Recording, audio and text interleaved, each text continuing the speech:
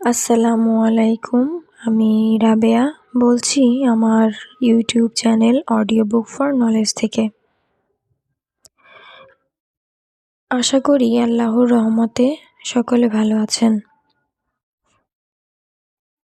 আজ আমাদের বিশ্ব প্রেক্ষাপটে সকল মুসলমানদের মন ভারাক্রান্ত। এমত অবস্থায় আমাদের আল্লাহ পাকের সান্নিধ্যে থাকা একান্ত কাম্য। আজ আমি আপনাদের সামনে উপস্থাপন করব ইতিকাফের ফজিলত সম্পর্কে কিছু কথা। পাপ মোচনে ও আল্লাহ পাকের সন্তুষ্টির জন্য কিছুদিন আল্লাহ পাকের দরজায় গিয়ে পড়ে থাকার নামই ইতিকাফ। হুজুর সাল্লাল্লাহু আলাইহি সাল্লাম রমজানের শেষ 10 দিন সবসময় ইতিকাফ করতেন।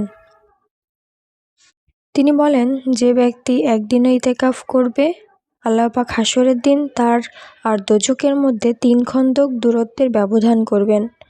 1 খন্দক 500 বছরের রাস্তা। ইতিকাফের হালতে দোয়া দুরুদ, নামাজ, তাসবিহ, তাহলিল, জিকির আজকার, কুরআন শরীফ তেলাওয়াত, দ্বীন ও ইসলামের আলোচনা, দ্বীনি কিতাব পাঠ করা, মুরাকাবা মুশাহাদায় সর্বদা মগ্ন থাকা আবশ্যক। দুনিয়ার যাবতীয় কাজকর্ম, অযথা কথাবার্তা বর্জন করে শুধুমাত্র আল্লাহ পাকের ইবাদতে মগ্ন থাকতে হবে। পায়খানা, প্রস্রাব, অজু, গোসলের জন্য বাইরে যাওয়া যায়, কিন্তু বিনা কারণে বাইরে গেলে ইতিকাফ বাতিল হয়ে যায়। রোজার মধ্যে রাত্রে স্বামী স্ত্রী সহবাস করা যায়, কিন্তু ইতিকাফের মধ্যে তা করা সম্ভব নয়। এজন্য দুজনের সম্মতি অনুযায়ী ইতিকাফে বসা উচিত। স্বামী স্ত্রী সহবাস অথবা অযথা বাহিরে গেলে ইতিকাফ বাতিল হয়ে যায়। এই 2 প্রকারের কাজ থেকে আমরা ইতিকাফের সময় বিরত থাকব।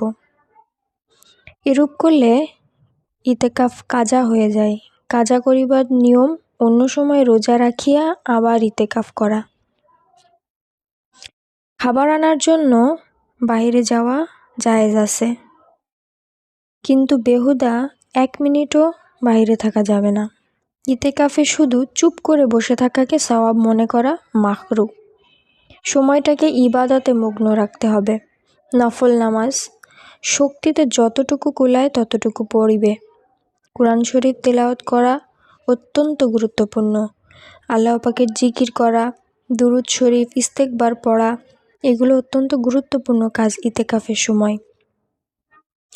এবং সব সময় আল্লাহর কাছে সমস্ত গুনাহ মাফের জন্য দোয়া করা লাগবে। কয়েকদিন যেন দুনিয়ার বিষাক্ত পরিবেশ হতে বাইরে গিয়ে আল্লাহর প্রেমে মগ্ন, আল্লাহর ধ্যানে মগ্ন, দিবারাত্রি শুধু আল্লাহর ইবাদত, মোনাজাত, এগুলোই ইতিকাফের উদ্দেশ্য। রমজান মাসের 21, 23, 25, 27 এবং 29 এই রাত্রিগুলোতে আমরা আল্লাহ পাকের কাছে দোয়া করিব আমাদের গুনাহ মাফের জন্য। মহিলাগণ বাড়িতে নামাজের স্থানে পর্দা দিয়ে ইতিকাফে বসতে পারবেন। পুরুষদের জন্য মসজিদে ব্যবস্থা করা হয়। আজ পুরো মুসলিম বিশ্বের প্রেক্ষাপটে আমরা আল্লাহ পাকের কাছে পানাহ চাইব, নিজেদের কল্যাণের জন্য দোয়া করব, পুরো মুসলিম বিশ্বের জন্য দোয়া করব। সকলে ভালো থাকবেন। আল্লাহ হাফেজ।